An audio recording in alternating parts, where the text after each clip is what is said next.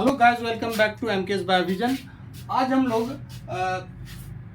CRISPR cas9 system का genetic engineering में कैसे इस्तेमाल करेंगे, यानी कि जीन के मैनिपुलेशन के लिए कैसे इस्तेमाल करते हैं, इसको आज देखेंगे। पहले जो जेनेटिक इंजीनियरिंग का टूल था वो रिकॉम्बिनेंट डीएनए टेक्नोलॉजी बेस्ड था। उसमें हम क्या करते थे कि जीन को बाहर निकाल के उसमें इंडोन्यूक्लियस का इस्तेमाल करके उसको काटते थे और जो डिजायर्ड जीन है उसको इनकॉर्पोरेट करके फिर लाइगेज से सील करके पुनः हम किसी सेल को ट्रांसफॉर्म करते थे। फिर उसका स्क्रीनिंग करते थे कि सेल ट्रांसफॉर्म हुआ है या नहीं। क्रिस्पर टेक्नोलॉजी में हम क्या करते हैं कि इन विवो यानी कि लाइव सेल के अंदर, चाहे वो माइक्रो ऑर्गेनिज्म हो, प्लांट हो, एनिमल हो, किसी में भी हम लाइव सेल के अंदर जीन का एडिटिंग कर सकते हैं। 2013 जो है ये लैंडमार्क है, क्योंकि cas9 का इस्तेमाल यूकैरियोट्स के जीन के एडिटिंग में for the first time plant में हुआ। तो 2013 से पहले भी जीनोमिक एडिटिंग होता था और उसमें खास करके एक एंडोन्यूक्लियस का इस्तेमाल होता था, फोक1 एंडोन्यूक्लियस का इस्तेमाल होता था। और टेक्निक था जो जीन इंजीनियरिंग का, वो था टेलन और जिंक फिंगर न्यूक्लियस। ये टेक्निक का इस्तेमाल करके किया जाता था जीन का एडिटिंग। लेकिन आज ये जो क्रिस्पर cas9 टेक्नोलॉजी है जो कि 2013 के बाद आया है, ये फार बेटर है, इसमें ज़्यादा प्रिसीजन है और प्लस इसको इजी टू अप्लाई भी है ये। और इसमें जैसा कि मैंने पहले भी बताया है कि ये जो सिस्टम है एक्चुअली बैक्टीरिया से चुराया गया एक सिस्टम है। क्रिस्पर cas9 सिस्टम बैक्टीरिया में काम करता है और ये क्या करता है कि वायरस के जीनोम से उसकी रक्षा करता है, यानी कि वायरस के इन्फेक्शन से उसको बचाता है। बैक्टीरिया को इम्यूनिटी देता है अगेंस्ट वायरसेस। बैक्टीरिया का जीनोम है, इसमें क्रिस्पर जीन भी है, ट्रेसर जीन भी है और कैस जीन भी है।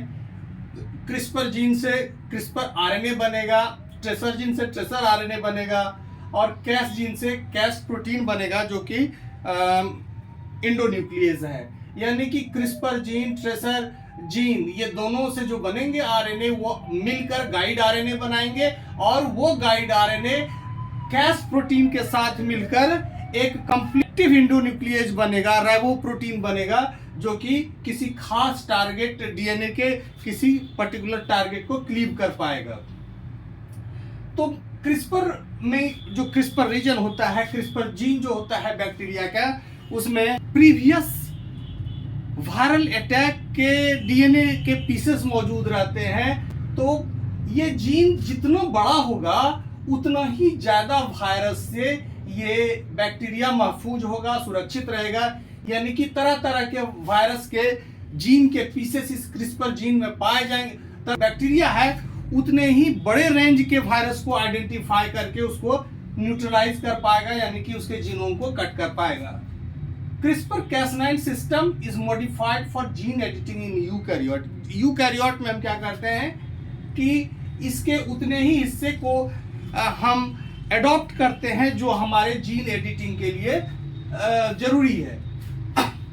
हम लोग ये जानते हैं कि ये बैक्टीरिया का जो सिस्टम होता है वो पॉलीसिस्ट्रोनिक होता है, यानी कि एक ही प्रमोटर से सारे के सारे आरएनए बन सकते हैं।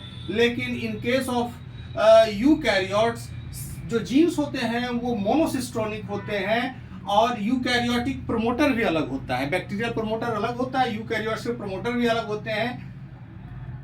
और सिंथेटिक गाइड आरएनए हम यूकैरियोट्स में एडिटिंग के लिए बनाते हैं। खास डीएनए के सेगमेंट से जाके लगता है, उसका कॉम्प्लीमेंट्री जोन होता है गाइड आरएनए में। तो इसको ये भी बहुत छोटा होता है और इसको बनाना बड़ा आसान होता है, सिंथेटिक आरएनए होता है। तो अब देखते हैं ये काम कैसे करता है। यूकैरियोट में ये cas9 जीन है, ट्रांसक्रिप्शन ट्रांसलेशन होके ये कैस प्रोटीन बना लिया। और ये जो है सिंथेटिक गाइड आरएनए है जिसको बनाया जाता है। सिंथेटिक गाइड आरएनए जिस भी जीन को काटना होता है उसके उसी जीन के का जो कॉम्प्लीमेंट्री सीक्वेंस है वो ये सिंथेटिक, उसी हिसाब से ये सिंथेटिक गाइड आरएनए का जीन बनाया जाता है। यानी कि ये डीएनए है, ये किसका डीएनए है? ये यूकैरियोट का डीएनए है। यूकैरियोट का डीएनए है। इसमें एक प्रमोटर से लगा हुआ है Cas9 जीन और दूसरे प्रमोटर से लगा हुआ है sgRNA का जीन। तो ये ट्रांसक्रिप्शन केवल करके sgRNA बनाता है, जबकि ये पूरा प्रोटीन बनाएगा Cas9 प्रोटीन। अब ये sgRNA synthetic guide RNA Cas9 के साथ प्रोटीन ये मिल के ये एक कंप्लीट यूनिट बनाएगा। और ये देखते हैं कि ये टारगेट सीक्वेंस है, ये डीएनए का टारगेट सीक्वेंस है, इसी को कट करना है। मान लीजिए इस जगह कोई बैड जीन है तो ये क्या करेगा, पूरा इसका जो sgRNA और Cas का यूनिट है यहाँ आके बैठ जाएगा। यहाँ इसका कॉम्प्लीमेंट्री रीजन यहाँ है, इस रीजन से जाके लग जाएगा और कॉम्प्लीमेंट्री रीजन के ठीक बाद ये इसका कटिंग करेगा, यानी कि डबल स्ट्रैंडेड ब्रेक कर देगा, डीएनए को क्लीव कर देगा। डीएनए को क्लीव कर दिया तो डीएनए के अब दो फ्रेगमेंट्स हो गए। अब जब डीएनए को क्लीव कर दिया तो क्या होगा कि चूंकि ये कोई वायरस का डीएनए नहीं है, ये डीएनए किसका है, यूकैरियोट का है, और यूकैरियोट के ही जीन ने उसको काटा है। ये जीन जो है Cas जीन हो या आरएनए का जीन हो, यूकैरियोट के ही डीएनए में है लगा हुआ और वो यूकैरियोट के ही डीएनए को काट रहा है।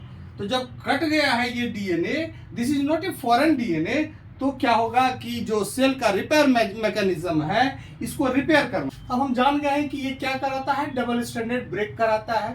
डबल स्ट्रैंडेड ब्रेक होने के बाद सेम सेल के अंदर ये क्रिस्पर आरएनए और Cas9 प्रोटीन बन रहा है, क्रिस्पर आरएनए और Cas9 प्रोटीन बन रहा है, और उसी सेल में किसी पर्टिकुलर डीएनए पर कोई ये टारगेट कर रहा है और वो उसको ब्रेक कर रहा है। यही जीन एडिटिंग में होता है या जीन इंजीनियरिंग में होता है। तो ये डबल स्ट्रैंडेड ब्रेक हो गया, तो चूंकि जो डबल स्ट्रैंडेड ब्रेक हुआ उसी सेल का डीएनए है, उसी सेल का जीन है, इसीलिए सेल चाहेगा उसको रिपेयर करना जल्दी से जल्दी। अब इसको दो तरीके से वो रिपेयर कर सकता है। एक तरीका है नॉन होमोलोगस एंड ज्वाइनिंग, जो तब होता है जबकि मात्र डीएनए का एक ही कॉपी मौजूद रहता है, जो कि जनरली G1 फेज में होता है, जबकि एक सिंगल कॉपी डीएनए का मौजूद रहता है। तो उस समय यदि उसके पास डीएनए केवल जुड़ जाता है लाइगेज एंजाइम से, और ये जो लाइगेशन होता है ये एरर प्रोन होता है, यानी कि इसमें एरर की संभावना होती है। तो यदि उस रीजन में कोई जीन है तो वो जीन टर्न ऑफ हो सकता है, यानी कि जीन नॉकआउट करा सकता है, लॉस ऑफ फंक्शन करा सकता है। दूसरा, यदि कोई हम डोनर जीन उपलब्ध करा दें उसी साइट से, उसी साइट का जो कॉम्प्लीमेंट्री रीजन के हिसाब से यदि हम डोनर जीन वहाँ अवेलेबल करा दें, तो हो सकता है कि ये जो जीन है, ये जो डोनर जीन है इसमें जुड़ सकता है, इंसर्ट हो जाएगा। तो ये जीन का इंसर्शन भी हो जाएगा, यानी कोई नया जीन अपना फंक्शन एक्वायर कर लेगा, यानी कि गेन ऑफ फंक्शन करा सकता है। अब दूसरा प्रोसेस है होमोलॉजी डायरेक्टेड रिपेयर। ये तब होता है जबकि दो क्रोमेटिड होते हैं, यानी कि डीएनए के दो कॉपी सेल के अंदर पाए जाते हैं। अब जब दोनों दो कॉपी पाए जाएंगे, यहाँ हम देख रहे हैं एक कॉपी ये है, दूसरा कॉपी ये है, तो जो ब्रेक पॉइंट है यहाँ चाहेगा कि क्रॉसिंग ओवर के थ्रू ये होगा और ये जो हैंगिंग रीजन होगा इसके अंदर माइग्रेट कर जाएगा। इस तरह से ये इस मैकेनिज्म से ये रिपेयर होगा, यानी कि ये जो रिपेयर होगा ये ऑलमोस्ट परफेक्ट होगा, क्योंकि ऑलरेडी एक करेक्ट कॉपी डीएनए का ऑलरेडी वहाँ मौजूद है। तो ये जो मेथड होता है ये सिंगल न्यूक्लियोटाइड पॉलीमॉर्फिज्म या किसी बैड जीन में एक न्यूक्लियोटाइड के अंतर से यदि कोई मॉडिफिकेशन हुआ है, कोई म्यूटेशन हुआ है, तो उसको करेक्ट करने के लिए इसका इस्तेमाल हो सकता है, यानी कि माइनर जेनेटिक मॉडिफिकेशन के लिए इसका इस्तेमाल हो सकता है। दूसरा तरीका ये है कि जो ये रिकॉम्बिनेशन होगा ये बड़े एरिया में होगा। ये तो नजदीक रिकॉम्बिनेशन हुआ, बड़े एरिया में होगा।